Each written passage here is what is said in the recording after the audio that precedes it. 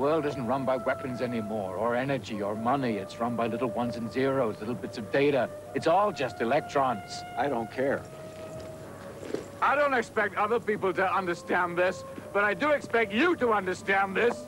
There's a war out there, old friend. A world war. And it's not about who's got the most bullets. It's about who controls the information. What we see and hear, how we work, what we think. It's all about the information. This scene from Robert Redford's movie Sneakers tells it all. There is a war out there. It's a war of information and disinformation. It's a war of half-truths and outright lies. It's a war for control. The control of your mind and your body. Americans are traditionally independent, very hard to control.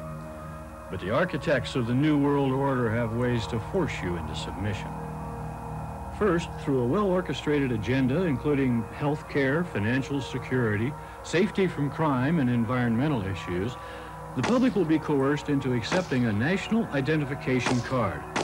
It will be disguised in the cloak of benevolence, the government doing a great good deed for the people.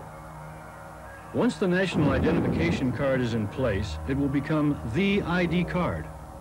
Without it, you'll not be able to make deposits or withdrawals at the bank, write a check at the supermarket, or even drive your automobile. Soon thereafter, legislation will require all citizens to carry their national ID card at all times. Pete Wilson has a scary plan. Californians will all carry mandatory ID cards. Wilson wants doctors and nurses turning in patients to government bureaucrats. He wants teachers to turn in students who don't have a card, and neighbors to report on their neighbors. Brown says Wilson's ID cards are un-American. Wilson says, don't dare leave home without it. Just how close to reality is a national ID card? How many years will it take the government to collect the information for its dossier on you? The fact is, everything is already in place. It's the information age. We'd all be amazed if we knew how much information was gathered about the things we buy, the things we do. Existing computer databases contain the names and ages of every member of your family, the size of your checking and savings accounts, the number and kinds of automobiles you drive, the state of your health, your credit rating, and your political and religious persuasions. And with the new breakthroughs in the world of high technology, these records are no longer confined to the sterile domain of the big mainframe computer. Today, a tiny piece of plastic that looks very similar to an ordinary credit card is capable of holding literally thousands of pages of information. It will contain your medical history, your x-rays, your credit rating, your driver's license, and will even let you make purchases without having to use cash or write a check. Your photograph, fingerprints, signature, and possibly even the retina pattern of your eye will be digitized directly into the card, making it impossible for anyone to use but you. Sound wonderful? You bet. In theory, it's a very good plan. But as with most things, there's a fly in the ointment. The question is, what other things is that little card capable of doing? Again, we look at smart card technology, such as the AT&T card, where it is possible to partition the memory secretly so that you can separate that information and not have access to it unless you're authorized. This means that your national ID card can carry your credit report, your record of traffic citations, information on any arrests or convictions, evaluate your attitude toward the state.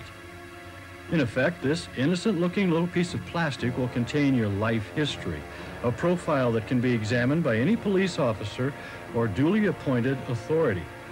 But you will never be allowed to see it. No longer do they need massive central computers or high-tech information lines. Any authority can simply slip your national ID card into his portable reader, and your records are instantly at his fingertips. Now the noose is tightened. Big Brother has you exactly where he wants you. Without your national identity card, you'll not be allowed to purchase anything. No food, no clothing. In effect, the marketplace will be closed. You can't get medical care for your family, and without a valid identity card, you won't be permitted to hold a job. You're entirely under the control of the state. But it doesn't stop at national boundaries. The real goal of the globalists is to have every person on this planet marked with an international ID number. A much more aggressive program than that of Nazi Germany during World War II. Every man, woman, and child will be identified with an electronic tattoo. It will be the mark of the New World Order.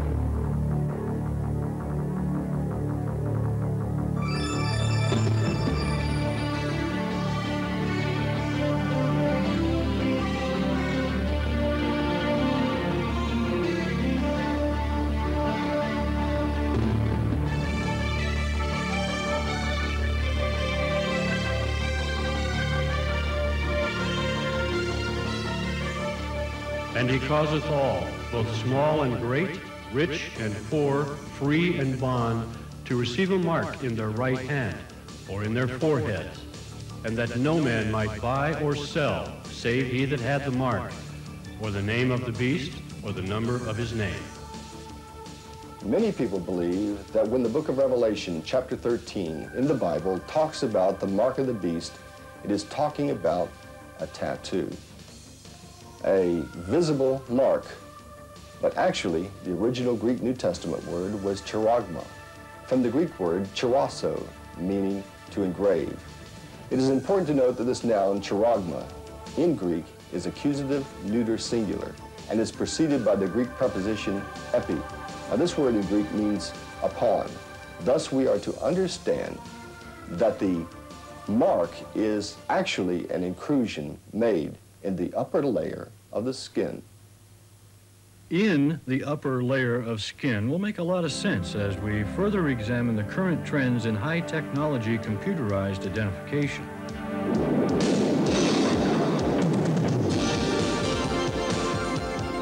Whether you accept the prophecies of the Bible or not, the predictions of the end times written thousands of years ago come perilously close to matching precisely what is happening in the world today.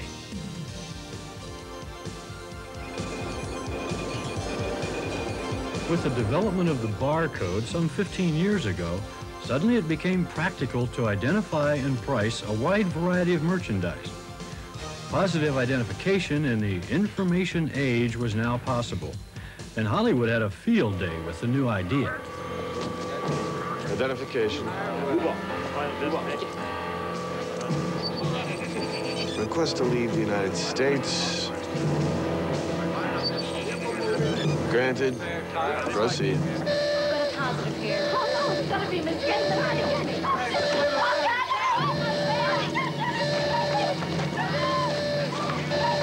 Readers. Excuse my language, ma'am. You'd think they'd learn? Some never do. Ain't that the truth? They first invaded our lives 15 years ago at the grocery checkout. Those zebra-like linear logos called barcodes. Parallel lines that replaced price tags. People make mistakes. The barcode readers don't. With a mistake rate of only 1 in 5 million, experts say, the barcode loaded with data linked to computers has revolutionized industry. The 90s are here, and we've seen the light. It shines on bars and stripes everywhere, from Preparation H and pineapple preserves to dirty laundry, lost luggage, library books, and video to go. Plasma banks barcode bags of blood to match donors with recipients. Hospitals scan patients' bracelets for medical history. Dallas commuters pass optical scanners at toll booths without stopping, while Arizona scientists glued tweezer-sized chips to the back of honeybees to track them in and out of the hive. Soon enough, experts predict a barcode on your license plate will permit police to track speeders and issue tickets without ever pulling you over. The multi-billion-dollar-a-year identification business is growing so rapidly that even its executives have failed to understand where all that technology is leading. It is the future. The future is here. But don't its promoters find the incredibly powerful potential even a little bit frightening? Not on my side, I guess, because I'm not being monitored, I guess. Not the one being monitored? The fact is, we will all be monitored, but not by any mark as simple as a tattooed barcode. But just what form is the identifying mark likely to take? Let's review the various technologies capable of tracking the enormous population that will be forced under the heel of the New World Order. First and lowest on the list of possibilities is magnetic stripe technology, the system we're all so familiar with on the Visa, Master, and ATM cards. The magnetic stripe is the dark-colored stripe on the back of the card. Magnetic stripe technology. It has 1,000 uses. Credit cards, bank machine cards, subway passes, ski lift tickets, production control cards. But whatever the application, the principle at work is the same. A single magnetic stripe can contain more than one track. Credit cards and banking cards, for example, follow an ISO standard that calls for 3 tracks with different information on each. Other kinds of cards can have fewer or more tracks on a single stripe, or they may have more than one stripe. At the center of the system is the magnetic stripe itself. It's made up of a kind of paint into which are mixed magnetic particles to form a slurry. The slurry is painted or extruded onto the card or badge or ticket, or it can be put onto a sheet of mylar, which is later applied to the card. While the slurry is still wet, it's passed through a magnetic field to align all the particles in the direction of the stripe. The slurry is then oven dried, locking the particles in place. The new California driver's license is a good example of magnetic stripe technology put to use in the identification business.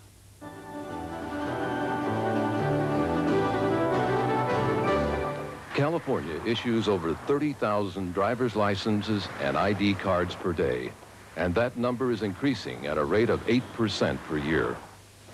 To handle the rapidly increasing volume of transactions, the California Department of Motor Vehicles has taken a leadership role in the utilization of photo identification technologies.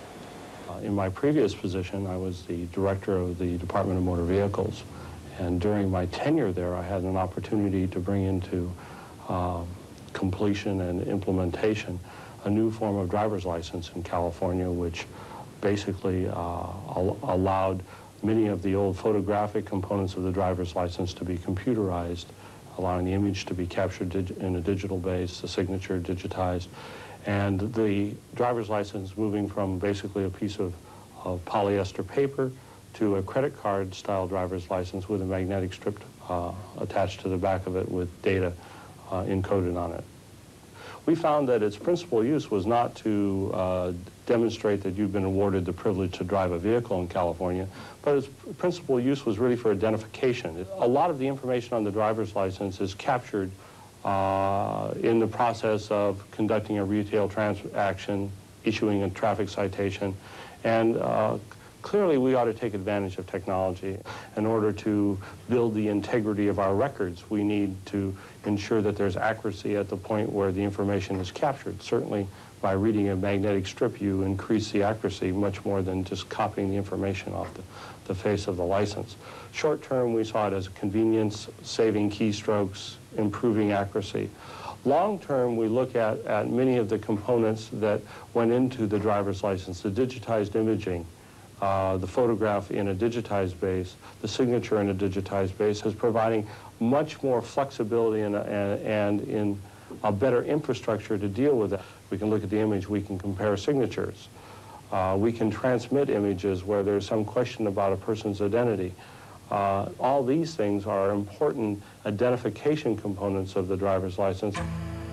As Pierce said, the Department of Motor Vehicles has advanced far beyond its original objective of ensuring that those who drive are qualified to do so. Today, by their own admission, they're in the identification business. With a staff of more than 39,000 employees and a budget at well over $6 billion, they are compiling digitized photograph, fingerprint, and signature records on Californians at a rate of more than 30,000 a day.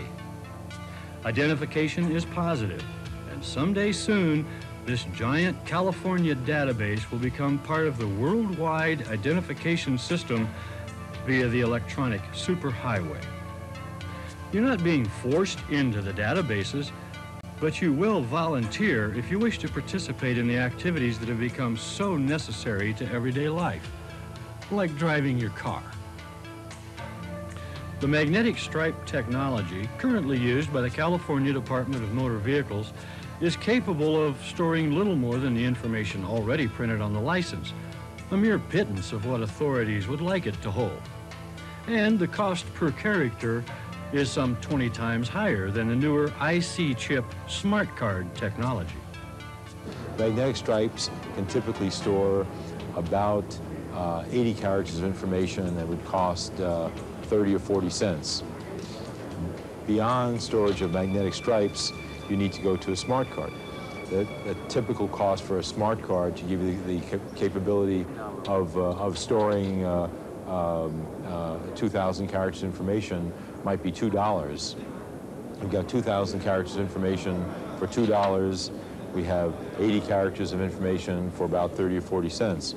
So a smart card, for our definition of a smart card is a device that's the same form factor as a credit card, which not only has memory, but also has a computer chip located with that memory. And it is the presence of that computer chip which enables the card to execute software which encodes and decodes information.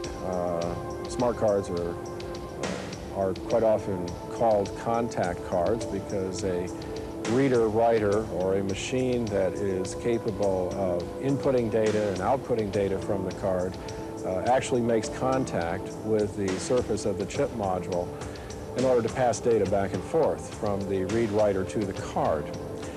And these read writers, of course, could be systems that are utilized by the consumer, for example, a telephone debit card. In this case, the read writer would be embedded in the telephone system or whatever system is utilized for that particular card. I see the IC chip card as a big advantage.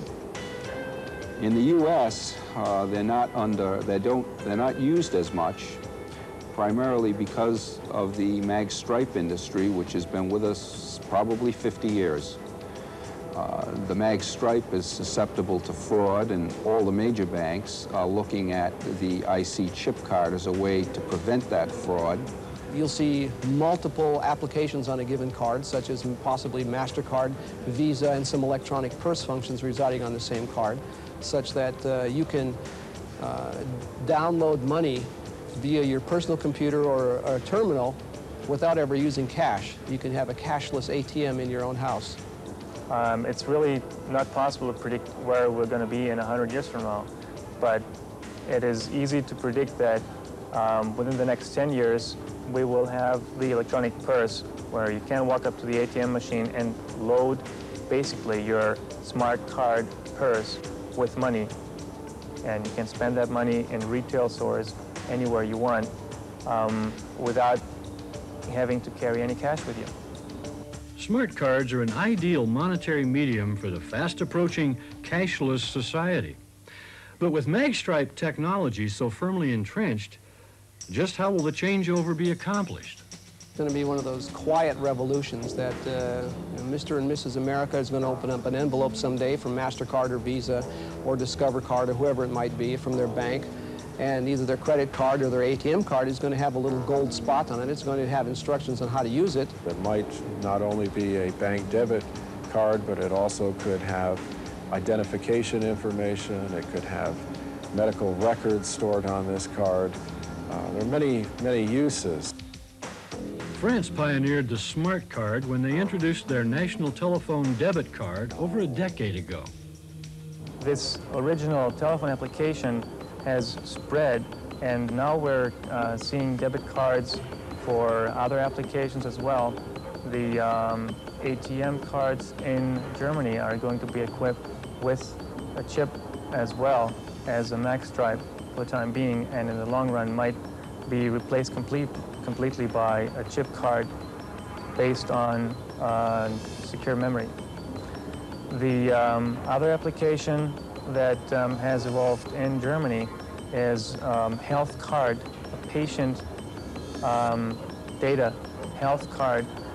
There are 80 million German national health cards that are being produced with a smart chip embedded in the plastic card. And of this 80 million, 70% of those cards are being manufactured using the Meinensiegel & Co. high-volume production equipment.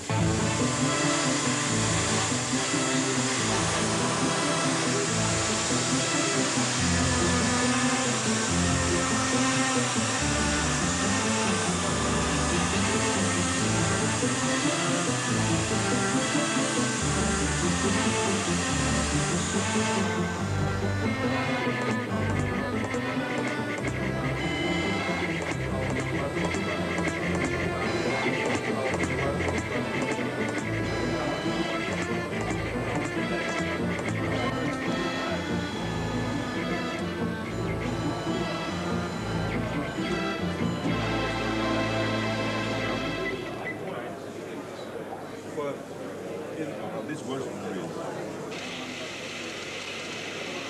The chip module is made of silicone die that you probably are familiar with as having made the computer technology possible today. The silicone die is implanted with millions of transistors that allow the very sophisticated electronics technology that we have today. And these small chips are much smaller than the size of your finger, and the die are wire bonded to the external contacts of the chip module that is used to transfer data in and out of the card. It's interesting to note that the most sophisticated smart cards are actually microprocessors. They're PCs that you actually can carry in your wallet or on your person. So it's what I call the ultimate distributed processing. It's the PC you carry in your wallet. So it not only has memory to hold data, what really makes it smart is the fact that it has the microprocessor brains, which controls logic functions, etc., much like a personal computer that we're all familiar with today. Dr. Melvin Salveson is credited with having originated the MasterCard, the first step toward the cashless society.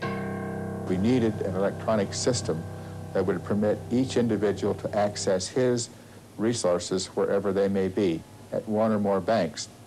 And when I developed the system for what is now the MasterCard system, that's what I did. I developed a system so that any individual in the United States with one piece of plastic could access his account at any bank where he may have his resources and use that card at any merchant or other seller in the United States. Dr. Salverson's latest idea is pushing us even closer toward a cashless system. The one-card system makes it possible to move rapidly to the cashless society because now with just one card, you can access not only your Visa, your MasterCard, your American Express, or any other account, including your checking account, but you can access all of these and more with just one card. While a true cashless society may still be several years away, the preliminary steps are in place today. Working with both national and international companies, Smart Card Technologies has developed its own unattended cashless payment system. With the value station, the user simply selects the buy card option on the front panel. Then the easy-to-read display prompts them to insert the proper denomination of cash, and the card is quickly delivered to them. With Smart Card Technologies' cashless payment system, users can make purchases 24 hours a day, 7 days a week. Making a purchase is simple and quick. When the smart card is inserted into the card slot, the microprocessor-based controller deducts the value of the sale from the card and displays the remaining card balance. The convenience of not having to have the correct change has resulted in increased sales wherever cashless payment systems have been used. Additional value can be added to the card in order to make more purchases with your debit card. This value must be added to the card by making a cash-to-card deposit. When the card is inserted in the Smart Card Technologies value station, the current card balance is displayed. When cash is deposited into the station, the value on the card is increased to the new balance. The new value is stored directly on the card, and the card is now ready for use. Products such as our Smart Card postage stamp machines can be accessed from totally unattended and automated stations. This recharging feature also allows unattended access to other card payment products, such as the European telephone smart card systems. For banking, the most basic use of Smart Card is as an electronic checkbook or cash card, replacing coins, bills, and checks. And that's just the beginning. In banking, we're working with a ATM network on the East Coast called MAC. And next year, MAC will be testing in Delaware a system whereby their standard ATM card will contain a chip, and the consumer will be able to go to an ATM, transfer money from their checking or savings account, and then use that card in a variety of retail establishments such as fast food, gasoline, cleaners, laundry, even to buy a newspaper. In the telecommunications area, we're seeing two major developments. One in the prepaid telephone card that right now is being pioneered by US West in Seattle, Washington. and also in an area that internationally is called GSM, or Global System for Mobile Telecommunications, which here in the U.S. is called PCS, or Personal Communication Services. I travel a lot. I don't like carrying large sums of money. That's why I use credit cards, but there are some areas where you can't use credit cards. And Africa is where I was, is one of them. It's pretty much a cash society. So the smart card to me presents a way of me carrying money without anybody knowing how much money. Even though the smart card offers genuine advantages, the idea gives many Americans a queasy feeling. A great number of people in the general public are what we would call technophobes. That is, they're generally distrustful of any technology or advances in technology that they don't truly understand, don't understand either how it works or what the implications are. And people are justifiably reserved in not granting access to their personal possessions, their personal information to entities that they don't know either who's doing it or the consequences of doing it. The technology right now, you essentially could put your whole payroll check on that chip and carry it around with you in your pocket. That's not what the banks are going to do. What they're probably going to do is make a what they call a purse, where you'd be able to carry limited amounts, probably no more than $20, maybe $100. That way, I think people would try it out. They'd use it with low sums, maybe $5 or $10. And once they get comfortable with that, the leap to putting large sums of money on it is probably not that far away. While the smart card industry in the United States is still in its infancy, its expansion is exponential. Right now, the smart card industry is growing at a tremendous pace. Our own company is growing at a rate of about 50% a year, which I think reflects the overall industry growth. Last year, industry sources indicate that the worldwide consumption of smart cards was about 300 million. At a 50% growth rate, that puts it at about 450 million for 1994. And by 1996, at the same growth rate, we will see a billion card market worldwide. It could easily be 2 billion by the year 2000. The laser or optical card incorporates an entirely different technology. It does not process information the way a chip card does, but instead is simply a huge database. The big push for the optical card is in the fields of healthcare and social services. Imagine being able to carry around your entire medical history on a piece of plastic the size of a credit card. Advancing technology will soon make that a reality. The card contains a shiny optical strip that can retain up to 2,000 typed pages of information. Social services can store the user's address, list of family members, and a complete medical history. That means clients can use the card for doctor care, to get benefits, and any other services for which public assistance recipients are eligible. Delaware Card 1 will also serve as a debit card. 2,000 pages. That's a lot of information. It would take a stack of ordinary credit cards nearly as high as a telephone pole to hold the same amount of data contained in a single laser card. This is a familiar sight in any radiology department. It's called the film room. Stored here is 1.5 years worth of x-ray film, 32,000 sheets in all. But one day, rooms like this one may be obsolete. Instead of being stacked on shelves, important x-ray images can now be kept on a piece of plastic the size of a credit card. Mammograms, lab test results, everything may one day be stored on the cards. The makers of the medical image card say in the long run, the system will save money for the healthcare provider while giving patients more control when it comes to their health.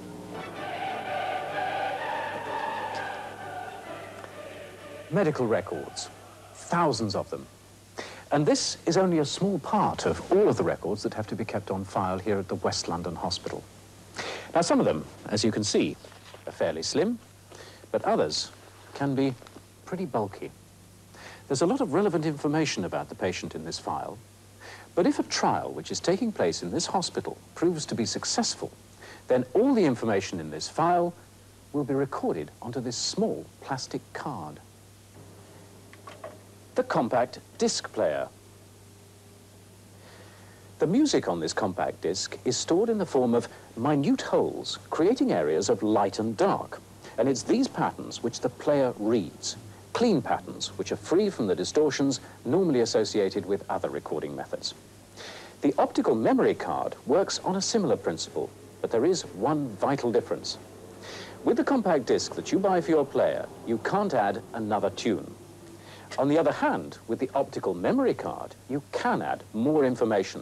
And it's that and its convenient size that makes it ideal for so many applications. Information is put onto the golden surface of the optical memory card by a laser, which burns holes in areas measuring no more than 5/1000ths of a millimeter in diameter. It can also store high-resolution pictures. And because it has such a high storage capacity, it could even store fingerprints, the pattern on the retina of the eye, or a voice print, each a unique personal identifier. It has no batteries to go flat, no electric circuitry to go wrong. It's a passive media. And because it's a passive media, it'll keep its information, even if it's passed through an X-ray or some other electromagnetic field. But although the information on an optical memory card cannot be removed, it can be added to, and that is very important. It means that you can have a card which receives some information during manufacture, leaving space for more specific information to be added later. As the information in the system increases, so the card automatically updates itself. Then all of your medical records could be kept on this single card for life. As long as we're living in a democracy under a benevolent government, the laser card could make our lives a whole lot better. And that's exactly how the idea is being sold to us. The Eltrax card system was designed to streamline the long, tedious question and answer sessions at the admitting desk. Information on the card typically includes demographics, next of kin, guarantor, insurance, hospital-specific data, and more. The second component of the system is the Eltrax Reader Writer. It hooks right into your present computer system, just like your printer or modem. Once it's hooked up to your system, the Reader Writer allows you to program information onto the card, as well as read the information when a patient checks in. Any information displayed from the card can be changed and updated, so your hospital records and the card always remain current. I like everything about it. I've been in the hospital a couple of times, and all you have to do is just show your card and you're in. In any other hospital, I've been in others, and you just sit and wait until they can take care of you. And sometimes you're in need of help. It's quick action. You know, you get action when you need it. And at our age, we need it. One has to remember what all medicines I'm on and what needs to be refilled, because the doctor's going to have it right there in front of them on the screen. But whether it's a chip, optical, or magnetic card, all work hand in hand with a positive identification technique called biometrics. Biometrics are a grouping of devices which identify people by a unique characteristic, whether that be a physical characteristic or an actual behavioral characteristic. Physical characteristics involve things such as fingerprints and retinal scan, also hand geometry, which is what Recognition Systems is a characteristic that we currently look at. Behavioral capabilities are things that you learn, for example, such as your signature. Your voice is actually learned over time. And each of these things is unique to an individual, and a biometric device is able to determine the uniqueness about that individual characteristic to identify the individual that is requesting access, or is to utilize a card, or to just get into a building, whatever the case is. Our system is able to identify the unique aspects of an individual's hand to an accuracy of 99.9%. To use the system, you enter your ID number. We'll ask you to place your hand. And if you're who you say you are, you're verified. If someone else was to attempt to use my ID number or a card, the system will automatically reject them because it's not me. And you can see the system says, try again. The INSPASS program uses hand geometry to verify people coming into the United States through an automated process. Rather than typically going up to a immigrations officer, they now go to a machine that looks very similar to an ATM. It's used by frequent travelers, people who are currently coming into the country or leaving the country and coming back in more than 3 times a year. Imagine a time when travelers to this country will be screened and identified by a scanning system so sophisticated it only takes a touch of one's hand. Welcome, traveler. Before proceeding, please step forward and place your hand on the biometric recognition sphere. You may now enter. It sounds like something out of a science fiction movie. Well, science it is, but fiction, not anymore. You are looking at the inner workings of a remarkable new system known as INSPASS. Developed by the Immigration and Naturalization Service, PASS stands for Passenger Accelerated Service System. INSPASS, as its name implies, is designed to speed up the screening of arriving travelers without compromising the integrity or security of the inspection process. Travelers with INSPASS don't have to wait in these lines. They go directly to a specially designated lane with an INSPASS stand, like this one. Designed to resemble an automated teller machine, the INSPASS stand has a slot for travelers to insert their INSPASS cards.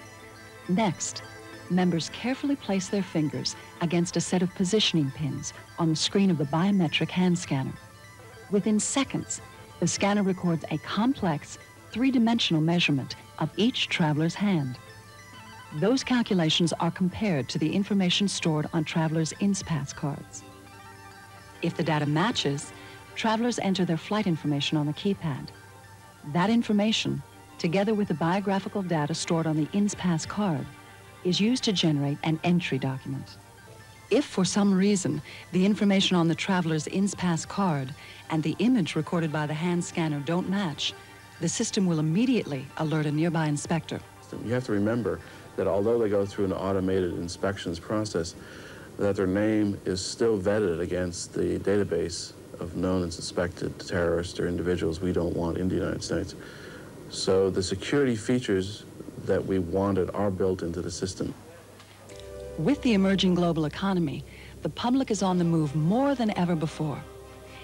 By freeing up crucial inspections personnel, INSPASS enables the agency to focus more attention on high-risk travelers. That category could include everything from wanted criminals to suspected terrorists. With the installation of INSPASS, the United States becomes the first country in the world to experiment with hand biometrics as a means for screening arriving travelers.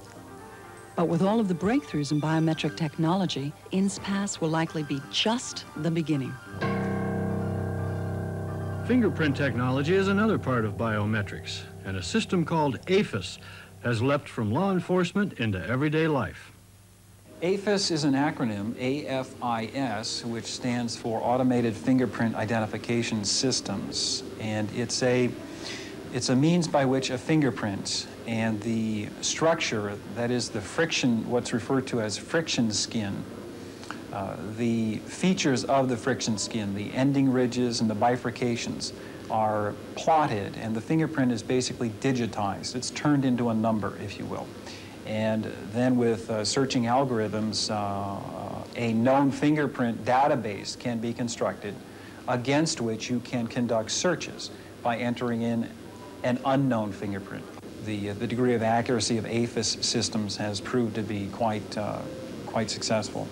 But I think you could safely predict by the turn of the century, you'll see AFIS technologies bleeding their way into applications throughout our lives that you never would have imagined. Certainly ATM machine applications in governing access to computer systems through physical doorways, perhaps even on the home shopping network, whereby in addition to having a cable box, you'll have a fingerprint reader which will not only gain access to certain bits of information, but in turn will authorize the transaction, meaning that the system has checked and verified that you have a good credit balance and can afford the items that you want to buy.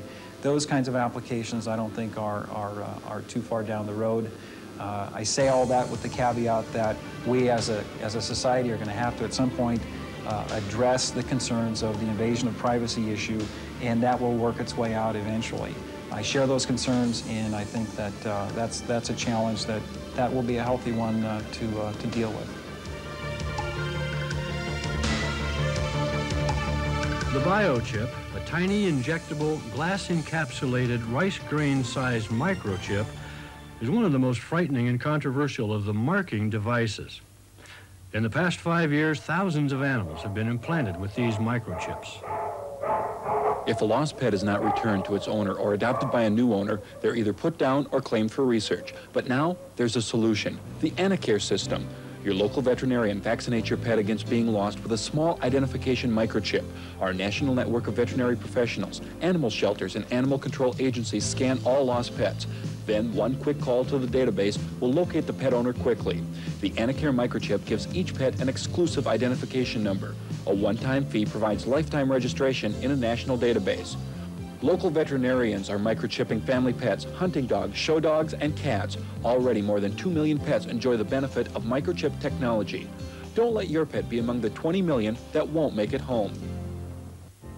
This fascinating system is based on the reading of radio frequencies from a minute microchip implanted in the animal. In the past 4 years, thousands of animals have been implanted with microchips. The implantation technique in the dog and cat is no different than a routine immunization for distemper or other infectious diseases. An encapsulated microchip comes to the veterinarian inside a needle in a sterilized package ready for insertion. A 10-digit alphanumeric code is burned into the memory of this microchip. The recommended location in the dog and cat is the base of the neck between the shoulder blades along the midline of the body. We then go ahead and implant the chip subcutaneously. We then scan afterwards and again compare and validate that the chip matches the registration. Now the registration is designed to contain enough information to readily aid in the recovery of a lost or stray animal. It has the veterinarian's name, phone number, location, the owner's name, phone number, location, plus third-party information if that's pertinent. It also contains additional information such as tattoos, whether there's pet insurance, other information that would aid in the recovery or return of a lost or strayed animal. It's basically no more painful than a routine inoculation. Sounds great for animals, but look who they're talking about injecting with a biochip now. Veterinarians think the concept could eventually be used as a way of identifying children. I don't know if they would have to do special studies for the human population, but I think it's feasible. There's even talk about injecting newborn babies before they're allowed to leave the hospital. While some people are ready to accept this idea, others are skeptical even about having it done to their pets. Scrappy, the Maltese's master, had hesitations about going high-tech. So did the owners of 2 canines named Shaka and Juice. I don't know about putting something inside my dog. I don't know. GM Hughes has a very highly automated overseas facility for manufacturing glass-encapsulated radio frequency transponders. These are passive devices requiring no internal power supply to operate. Radio frequency identification devices are designed to have long life. As a result, the lifetime of these things is essentially or virtually unlimited. When you get to the mathematical factors of what is the likely life of these devices, mean time between failures stack up into the 175 to 250-year lifespan. RFID, or radio frequency identification devices, fall basically into 3 frequency operating ranges: low, medium, and high. The medium frequency is the least used because of various governmental restrictions around the world. High-frequency tags are most commonly found in automotive toll collection applications, rail car and intermodal container applications, whereas the low-frequency tags are found in animal identification, personnel access control systems, many factory automation tags, pallet identification, asset identification applications, that sort of thing.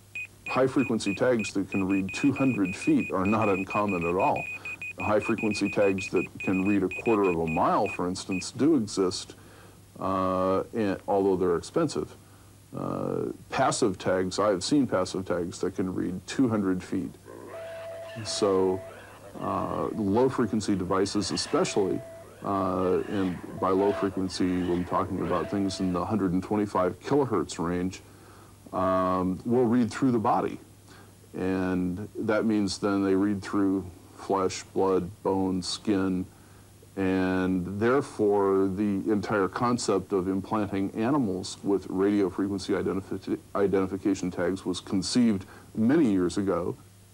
For more than 10 years, the military has been investigating the possibility of replacing the GI's dog tag with a smart card or other type of RFID transponder. But there is a hitch.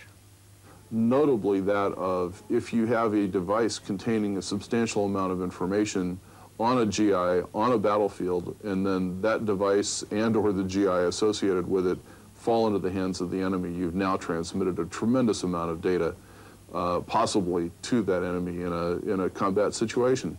We're not part of a military program to implant tags in humans. In fact, we are not part of any program to implant tags in humans. But a glass-encapsulated animal tag only begs the question of the definition of what type of animal, and if that definition is a mammal, certainly it would include man. Are there humans running around somewhere on the globe with tags, RFID tags implanted in them? Yes, absolutely conclusively so.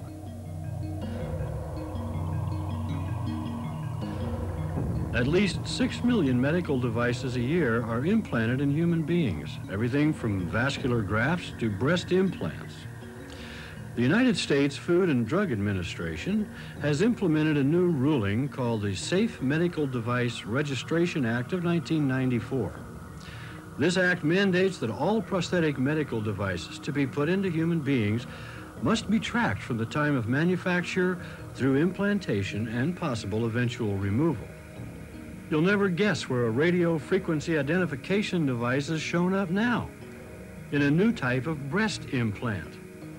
In order to comply with the Safe Medical Device Registration Act, the breast implant contains a Hughes RFID chip. It is currently being tested in 100 women in Britain, Italy, and Germany. The RFID device, which is actually physically attached to the breast implant itself. A really interesting aspect of that is that once the breast implant is implanted in the patient, the radio frequency transponder can be read after implantation, and so that many years following the implantation of this device, that registration number can be read by the patient going to a hospital or a doctor that has a reading device. Inside this circular area is perhaps very hard to see, but a slight line of outline here of a linear device, and that is the radio frequency transponder that's been associated with the breast implant insert itself at the time of manufacture. Radio frequency ID is positive identification when an RFID chip is implanted in the human body. But by linking it with biometrics, identification is just as certain even when used as an external tag. The U.S. government proved that in the Caribbean with a program they call Deployable Mass Population Identification and Tracking System.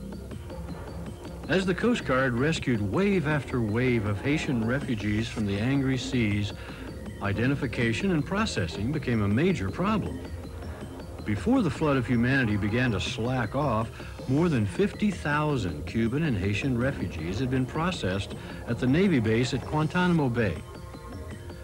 Identification of the refugees originally was accomplished with a simple hospital-type plastic bracelet with a slip-in identification card, but that quickly proved unsatisfactory.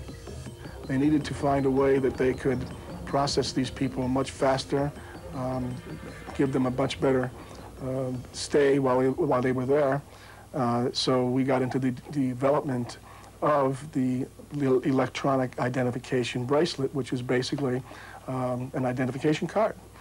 Each number was unique. They could process them very quickly electronically. As I stated, it only takes 39 milliseconds to scan and pick up the unique ID number. You could process people very, very rapidly. In its final form, the Deployable Mass Population Identification and Tracking System consisted of an electronic RFID transponder bracelet, a digitizing camera, and a digital fingerprinting system, all linked to a computer database. That microchip number that was in the electronic identification bracelet would also correspond in their computer database with the digital fingerprint system. So therefore they had a backup at all times if a bracelet were to be, for some reason, fail, which the possibility of that is unlikely, less than 1 in 100 billion. But if that were to happen, they could always trace the individual as to the proper identification by the electronic fingerprint system. The radio frequency identification bracelet is constructed of a highly durable nylon and looks much like a waterproof wristwatch. This is the electronic ID bracelet, which is very similar to a waterproof watch.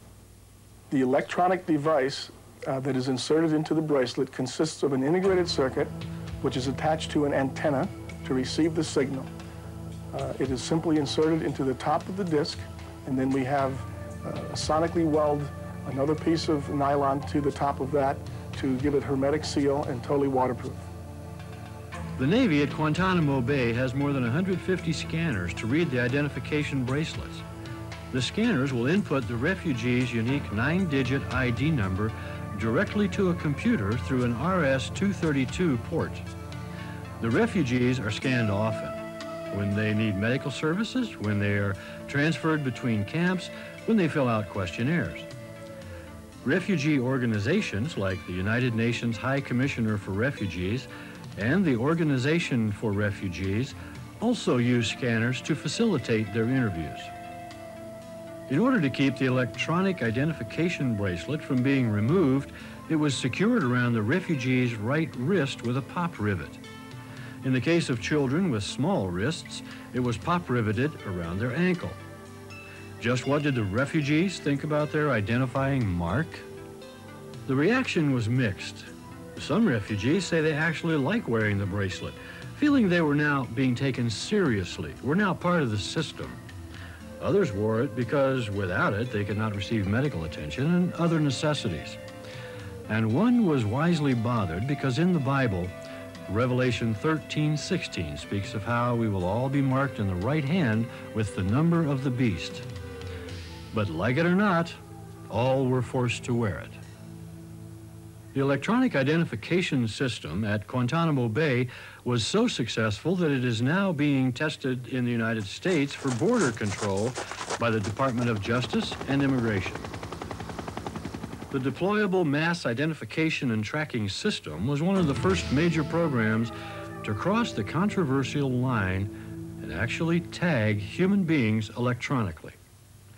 For those refugees rewarded with immigration status, it was a blessing. But for those who were denied entry, the euphoria of being part of the system suddenly turned bitter.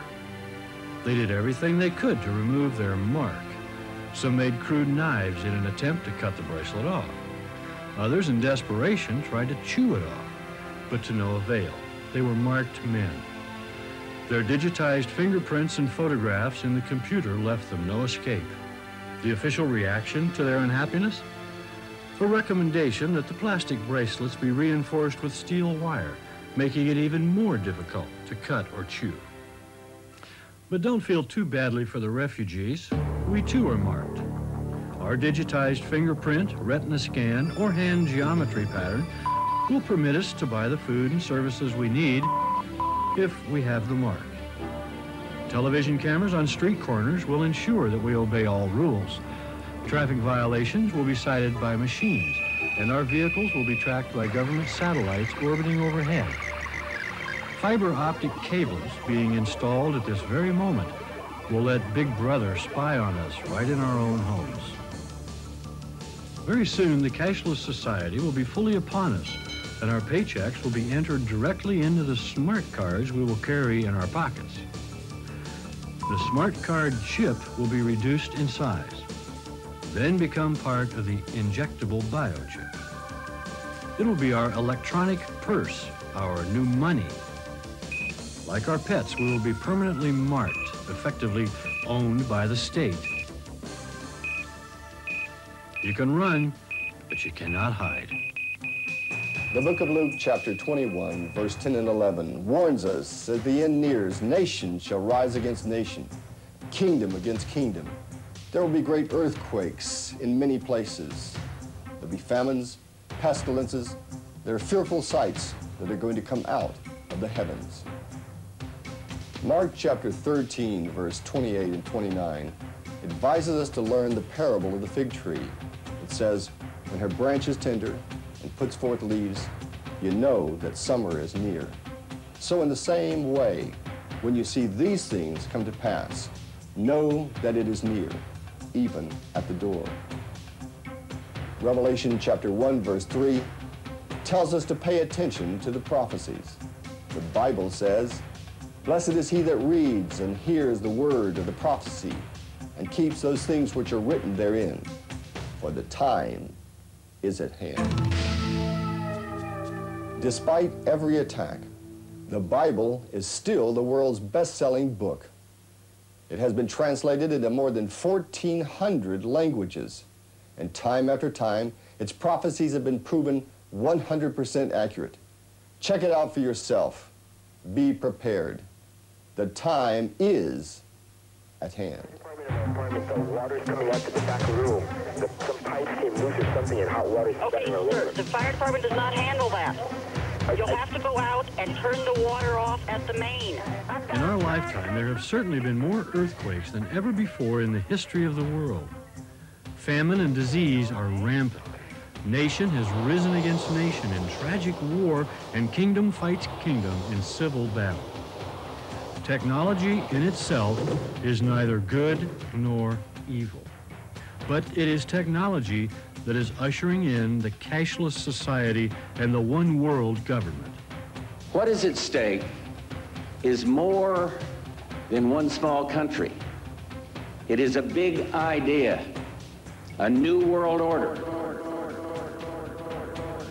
Technology is power, and sooner or later, total power will corrupt totally, bringing pain, suffering, and enslavement. So wie ihr in stolzer Ergebenheit diesem Deutschland Dienst tut, wird heute Deutschland in stolzer Freude seine Söhne in euch marschieren sehen. Heed the warning of the scriptures and be alert, for the technology is at hand to brand each and every one of us with the mark of the New World Order.